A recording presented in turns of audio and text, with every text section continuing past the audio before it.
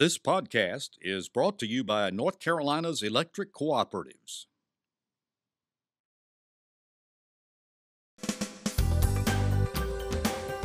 This is NC Spin, an unrehearsed discussion on issues of interest to North Carolinians.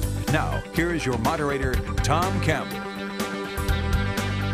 Two Marks were in this week's big news. Mark Harris, the leader of November 9th's Congressional district race, and he wanted the State Board of Elections to certify him the winner of the contest. But hearings this week produced surprises aplenty, and we'll cover it all for you. Another Mark, Mark Johnson, our Superintendent of Public Instruction, created a flap because of an invitation-only private banquet that upset some who were excluded, mystified others about supposed major announcements. And we'll discuss that too. Of course, our panel will tell us something we don't know. And speaking of the panel, this week we've got a stellar panel, which includes Rufus Edmisten, former Attorney General and former Secretary of State, Chris Fitzsimon, the Director of the Newsroom, John Hood, syndicated columnist and author, and Becki Gray, John Locke Foundation. We'll begin our uninterrupted debate after these brief messages from our underwriters. They're up before dawn and work late into the night. They believe in hard work, family, and doing the right thing. They stand up for their communities when others walk away. They're good people who just want a fair shake. They are farmers. At North Carolina Farm Bureau, we are proud to stand with our farmers. Today's tools make you a real DIYer, and as a member of an electric cooperative, you have lots of valuable tools to help you do it yourself in controlling your home energy use and budget, leaving you free to be Dad. Closing the health insurance coverage gap could create 43,000 jobs, billions in economic activity, and save rural hospitals. Let's find a North Carolina solution for covering the uninsured. Visit careforcarolina.com. Production underwriting provided by the North Carolina Academy of Family Physicians. Family Physicians, your trusted healthcare advisor for life. Before we get started, I want to tell you that on Tuesday we were delighted to take our panel to the State FFA Legislative Day, and we were impressed with the excellent questions these young people asked our panel. It was good to be there. Let's get started. The State Board of Elections hearings about fraud in the 9th Congressional District elections had barely begun before Pam Strock, the director of the Board of Elections, announced her investigators had uncovered a coordinated, unlawful, and substantially resourced absentee ballot scheme. She then went about proving it, but the hearings took a surprising turn both Wednesday and Thursday. On Wednesday, Mark Harris's son John testified. He had warned his mom and dad about illegal absentee ballot activity by McRae Dallas. Then on Thursday, Mark Harris took the stand, and shortly before lunch break, Harris's attorney asked to go into closed session. When the hearings convened after lunch, Harris surprised everyone with a bombshell announcement that was the true turning point. Becki, Dr. Harris reiterated that neither he nor his campaign leadership was aware of illegal activities and certainly didn't condone them. But he said the public's confidence in the 9th District seat was definitely undermined to the extent that a new election was called for. Shortly thereafter, the state board followed with a call for a new election. What was your reaction to Harris's announcement, and why do you think he made it? Well, I think after the testimony and the investigation that we saw this week, and as things unfolded through the week, you know, at the beginning of the week, I think the question was this election tainted?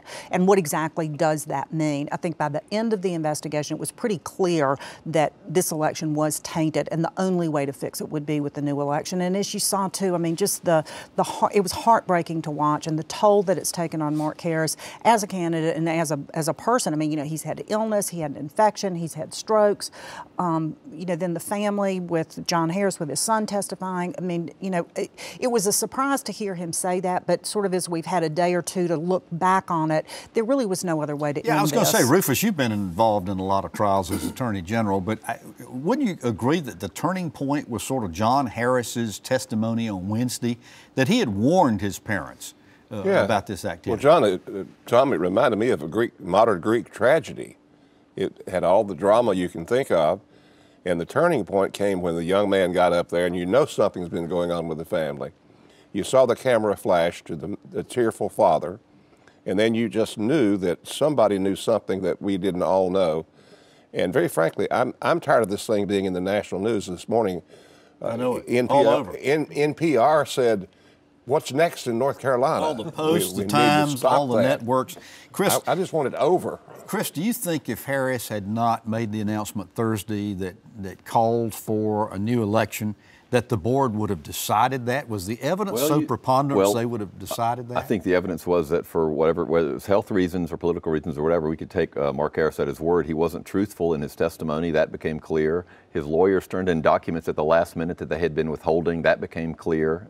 There was all sorts of problems with that side of the testimony, and I would hope that the board would have already would have reached the same conclusion. I think Mark Harris's lawyer thought that was happening. That's why they had a rushed recess, as you mentioned, and he came back and said, okay, we've got to put a stop to this. Where we're going is clear. There's no further reason to talk about what was happening with their family. Although there's a criminal investigation that's going on outside of the Board of Elections. We need to remind people this is just to decide what to do about the election. Right. So I think we're going to hear maybe not the same exact testimony, but a lot of these things, McCrae Dowless certainly, and all those people will at some point soon be testifying in a criminal court of law. Okay, so John, the question is, what's the next step? Do we have a primary election as well as a general election? The legislature had said if there was going to be another election, they wanted a primary and a general. I talked to former Justice Bob Orr, who's one of our panelists, and he says, hey, look, the primary election's already been certified. Constitutionally, it has been done. If you go back and try to hold another primary election there, could be reasons for a lawsuit, could be overturned. What do you think? There are people making that argument. There are people making the contrary argument. I frankly think that it will matter, but it won't matter as much as people may believe. The notion may have been among some Democrats, our next step is to go to court and forbid a primary so that we have a rerun of McCready and Mark Harris. I don't think that's going to happen because I don't think Harris is going to run. I was going to ask about that. So if you have a primary, then you'll have a number of candidates. There'll be a traditional primary. We'll see who gets nominated. If you don't have a primary because the state law that was enacted is thrown out for some reason, or the reason that Judge Orr was describing, then what would you have is sort of an unofficial primary because the Republican 9th District Committee would then select a Republican to take Mark Harris's place. He's not going to run. I just don't believe it. Yeah, I was going to ask you about that, Rufus. There were allegations that the same kind of shenanigans were going on in the primary.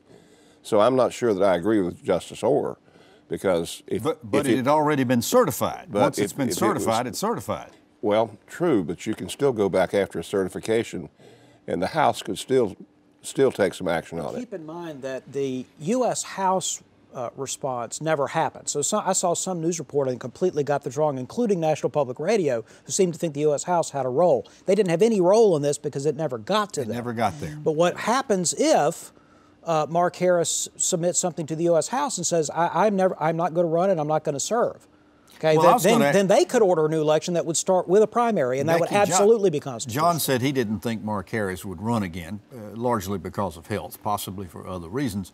So let's play what if. If he doesn't run, Robert Pittenger, who had been the incumbent, who was defeated in the primary, says he's not running again. Any names you're hearing? I'm not hearing any names yet, but some possibilities. I mean, you know, there are a lot of good people interested in politics. Representative Bill Brawley, who lost his General Assembly election to Rachel Hunt, Jim Hunt's daughter. You know, we've talked about that. Yeah, very close election. We've talked about that on this show. You know, would he be interested in running for Congress? You know, Robert Pittenger had said before he wouldn't. This is kind of new circumstances. Would he look at it again? Dan Bishop. Another one would be Matthew Ridenauer. He was recently on the Mecklenburg County Commission. He's an up-and-coming Republican in town. Dan Barry, who's in Union County, is potential. Remember, Union County is a big chunk of this district. And so winning Union County is important. You know, Senator Tommy Tucker, who has left the General Assembly. I don't know whether he would have an interest. Representative Dean Arp is from Union County. Well, is anybody going to challenge Dan McCready? I don't know. I think that's very unlikely, but I do think it's important to know that because this is an election in an unusual cycle, members of the General Assembly can run without jeopardizing their current seat. So you could run as a member of the General Assembly and lose and keep your legislative seat. So it makes it even more attractive than usual for an incumbent to run. But I think it's important to note, too, I mean, this is very early. As you said, Tom, yeah, this was kind of a surprise the way all of this came out. So I don't know that those serious conversations have taken place yet. But it does open it up to, you know, possibility of a very, very big Republican primary or a lot for the party to consider. I mean, I agree that it opens it up. I will tell you that I know plenty of Republicans who assumed Mark Harris was not going to get certified, and they've been planning or thinking about congressional campaigns for weeks, yes. Yeah, for some time. By the way, our producer, Will Mikes, reminded me that I mentioned the Board of Directors, Board of Elections Director Kim Strzok's name wrong the first time around. I do know it's Kim Strack, actually. Right. Okay. So here we are. I think it's also important to note I just do not know this person at all, do I? But I think it's also important to note that in this, that the Board of Elections, the members of the Board of Elections, it was a unanimous decision. Well, I was going to ask you to evaluate the State Board of Elections during this hearing. We were all watching them because it's a brand new board. Some of them have served before, but a new board. How would you evaluate it? I would describe many of North Carolina's political institutions as working well. The State Board of Elections, I think the members more or less acted the way they should have during rather than getting too argumentative, they acted in a quasi-judicial way, which I thought was an appropriate role. I thought the staff, Kim Strack and her staff, did a fantastic job. They were often maligned on both sides. They didn't deserve it. The local media, including, I should say, local TV media, both Charlotte area stations like WSOC and WBTV, but also Wilmington area stations, did a lot of important spade work on the story. I think that while this was a disappointing story, and Rufus says not a good mark for North Carolina nationally, but as far as our institutions responding to these allegations of significant election fraud, I think we did a good job. So, Chris, what lessons do you think we've learned from this, and what reforms might we see as a result of this? Well, that's going to be really interesting because a lot of the reforms, a lot of the talk about voter fraud, and I've heard a lot of interesting analysis. And I agree that it's not correct to call this voter fraud. It wasn't the voters who were doing, in this case, there might be some issues here and there, but this wasn't voter fraud. This was election people working for campaigns. This was election fraud in a different way. It wasn't actually voters. In fact, voters were the ones who suffered in this case. So what do we need to do? We're not going to get rid of absentee ballots. No, but we need to have a lot more regulations around them, I think, and that's been left out of this whole voter ID and voter fraud debate. Any further tightening on campaigns? Because I mean, the report that we got was that McCrae Dallas was just saying, "Hey, I need X number of dollars," and it was being given to him. Didn't have to submit any records or anything like that. I think the natural reaction when something like this happens is what new laws can we put in place? How can we firm this up?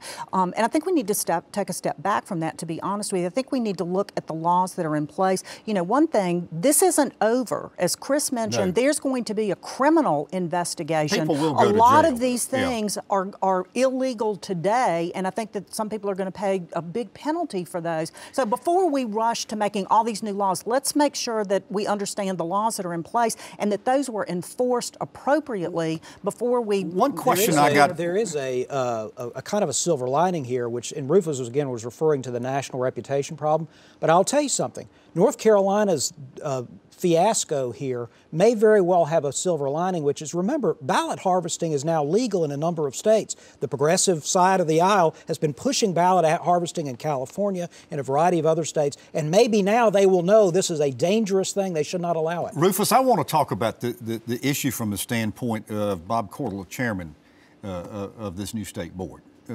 made the comment pretty effectively, I thought, that over and over and over again, Bladen County had been investigated. The State Board of Elections had found evidences of misdeeds down there. They had turned this over to the DA, to the U.S. Attorney's Office, and nothing had happened.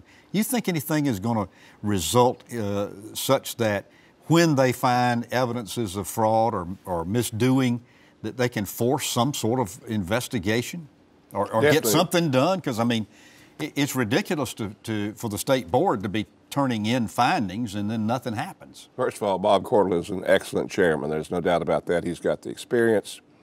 And yes, something will come of this. There's too much attention on it, nationally, state, locally. And the biggest hurdle that we have, though, is putting all the evidence together. The little bits here, little bits there. And here, I think we're forgetting that the State Board of Elections can make recommendations. Now, they're not over with just because they ordered a new election. Right. The work of the State Board of Elections is not over. So they can put together Kim Strzok is smart enough, and Bob Cordell, to come up with some suggestions to I think solve this problem. Well, that was another one of the letdowns I think I felt out of this, was that they had turned this evidence over, and maybe legitimately they were investigated, but we never heard anything about that. Well, yeah, where was the U.S. Attorney's Office, I want to by the way? talk, Chris, a little bit about the special election. They're saying perhaps a primary in May with a general election in October. But we've got another congressional seat that's open here, and that's Congressman Walter Jones's seat. And that's right. There's going to be an election there. Do you suspect we'll have maybe coinciding dates? I think it would make sense to do that. I think the big issue is first whether or not there's going to be a primary in the 9th District. And I think the indications, I think that might be unlikely given all the machinations, although, John, I mean, it'll happen. Unlikely to have a primary. Yeah, I think the Bob Orr's, objections are true. I do think there'll be an internal Republican primary. The Republican Executive Committee in that district will probably make the decision, but I don't think there'll be a general primary. That's a little different set of circumstances, though, from that standpoint. John, we're hearing just all kinds of names. I mean, I've heard at least 15 or 20 names that are interested in perhaps running for Walter's seat. Who are some of the ones you've heard? Well, don't you have a home in that district, Tom? I do, as a matter of fact. You don't have to live in the I'd district. like to make a public announcement. No, I'm not ready for that yet. Seriously. Well, there are a number of lawmakers like Michael Speciale and Phil Shepard and possibly Greg Murphy, Michelle Nix, who's the vice chair of the party, of the North Carolina Republican Party. Others, Phil Law. Phil Law, somebody who has run against Walter Phil Jones Shepard. in there. Bob Representative Steinberg. Phil Shepard.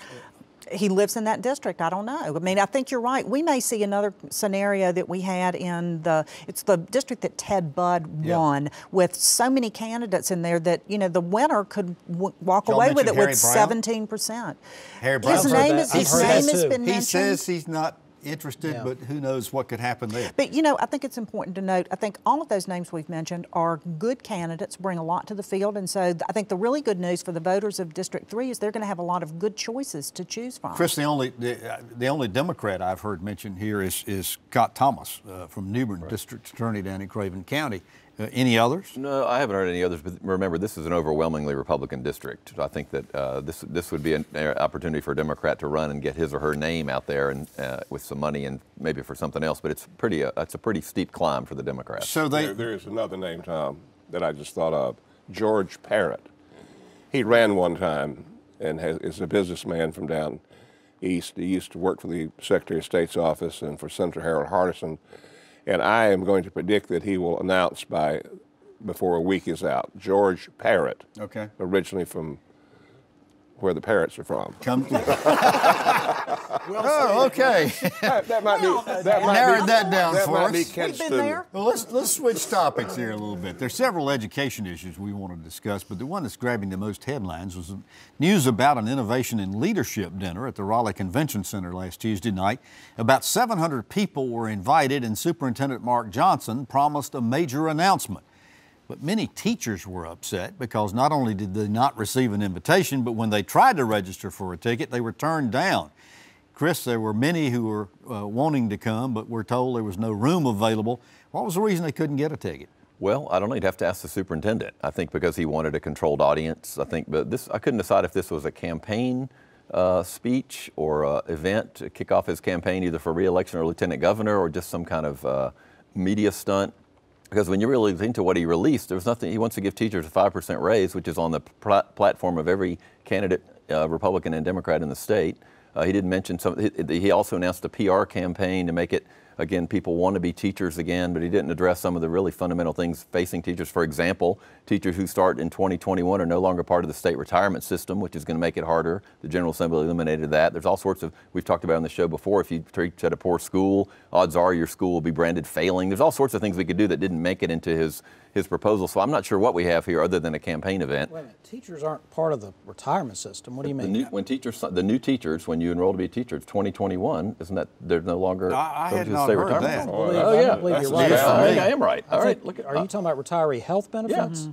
But not the pension No, system. the retirement health care. Oh, okay. Well, right, you had right. said retirement system. Sorry, I meant don't retirement think health that's care. what you No, retirement health care. Tom, the news, I think the intended news was this Teach NC campaign to yes. encourage people to apply to become teachers. They've got state money, they got national money. It's a major effort. I think that was the real intent of this particular event, but it certainly got swallowed by a lot of the political to and fro. Well, did he hurt himself, Rufus, by announcing in advance there's going to be a major announcement? Well, I think most people looked at what came out of that and said, well, I'm not so sure I'd call that major. Certainly there was some good things. You better watch in the business that I've been in and that he's in, you better watch how much you puff. And I didn't mean smoke, I mean you puffery. Yeah. And you can build up expectations where you don't have anything really to say. And I don't really quite get what the big deal was about how many teachers weren't invited. Were they systematically left out? I don't get what the problem was there. Well, they felt like they were slighted, particularly NCAE did. But Becki, isn't he right about the fact that we do need to make being a teacher elevate the image of the profession itself? Absolutely. We need to make North Carolina attractive to teachers for kids going into making that decision as they enter college. We need to attract teachers from out of state. And so, yeah, I mean, part of this was to make North Carolina the most attractive place to teach and to learn. And, the other kind of news out of this is a public-private partnership with a real commitment from the Bill Gates, I think from the Belk Foundation. There were others of doing this to help fund some of these things. A recommitment that all kids ought to be able to read by the time they're in the 4th grade, looking at preschool programs for 4-year-olds. I mean, a lot of this are things that we've heard before, but he kind of put it into a package and said, this is where we're going, this is what we're going to do. I'm still at a loss as to, first of all, why would you want to be a teacher if you're not part of the state retirement health system, which used to be a big benefit if you want to be a career teacher? Everybody, there have been people all over the state calling for pre-K to be expanded to a lot more kids forever. We've eliminated master's pay. I know John thinks that's a good idea. There's a lot. I don't quite get the whole point of it. I don't think there was any news there at all, really, other than there's some other people that are going to help us try to improve our image with teachers. The news is simply that there are lots of people who don't realize how good a job they have. So the message is, teachers, you have it really good, so don't complain anymore. Well, okay, the people who haven't really considered education as a career because they have been. They haven't been given accurate information about what the starting pay is, what the opportunities are. That's part of what this is designed to do, is to encourage people to seek teaching as a career. Recently, the State of Teaching Profession report was released in North Carolina. And one statistic that stood out of that report was that among the 94,000 teachers in North Carolina, the amount of turnover in the teaching profession had been reduced. In fact, in 2019, it was 9% of the teachers. In 2017, last year, or 2018, it had dropped down to 8%, which among 94,000 people is fairly significant. Does that indicate, Rufus, that maybe teachers are a bit more satisfied than they have been in past years? Well, I think that's all to do with the economy. And what bothers me, Tom, is that the statistics show that fewer and fewer people are enrolling in schools for teaching. Yes. That's a big bother there. I think that's part of what the superintendent. Let me move on to another subject here. This report, the legislature's got a bill recommending that every school have an armed safety officer in it. What do y'all think of that? If it's going to be something, it ought to be an armed officer. I can put it that way, because I don't believe you need teachers walking around toting guns. They're too easy to. The training is so precise for law enforcement people. They're certified. They are trained for this sort of thing, and that I don't believe anybody else to be carrying a gun. Passing? Well, I saw some recent polling that 84% of those people polled, I think this was a national poll, believe that having a resource officer in the school is a good idea. One of the things that you always have to look at is, what's the bang that you get for your money, and is it worth the money, and could that money be spent better, or is that where we need to direct our money? Well, let's direct our conversation right now to asking our panel to tell us something we don't know. I got 2 minutes. John Hood? I'll make it quick. We've talked about campaigns opened up for special elections in 2019. I think 2020 will be full of candidates, particularly the Council of State races. I think will be packed with candidates. A whole bundle of them going to run. Yep. Becki. Tom, one of the questions that we had at the FFA meeting earlier this week was from one of the students who asked about the surplus revenue that we have. We do have, it looks like we've got about $150 million. The problem with that, though, is that money has already been spent. And as John reported last week, the amount is smaller than had been reported. Rufus, tell us something we don't know. I still want to pay tribute to their wonderful friend, Congressman Walter Jones, Jr.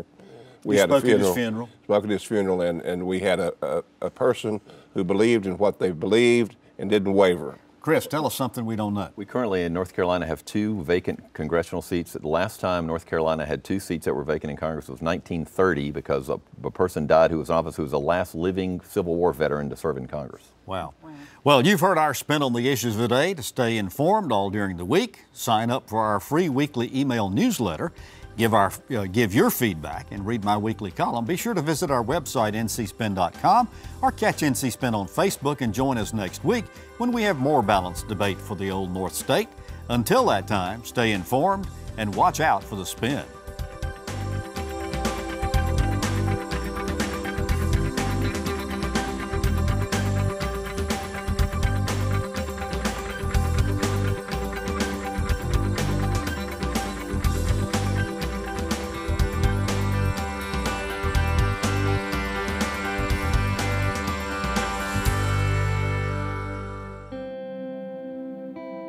They're up before dawn and work late into the night. They believe in hard work, family, and doing the right thing. They stand up for their communities when others walk away. They're good people who just want a fair shake. They are farmers. At North Carolina Farm Bureau, we are proud to stand with our farmers. Today's tools make you a real DIYer, and as a member of an electric cooperative, you have lots of valuable tools to help you do it yourself in controlling your home energy use and budget, leaving you free to be Dad. Closing the health insurance coverage gap could create 43,000 jobs, billions in economic activity, and save rural hospitals. Let's find a North Carolina solution for covering the uninsured. Visit careforcarolina.com. Production underwriting provided by the North Carolina Academy of Family Physicians. Family Physicians, your trusted healthcare advisor for life. North Carolina Channel is made possible by the financial contributions of viewers like you who support the UNC TV network.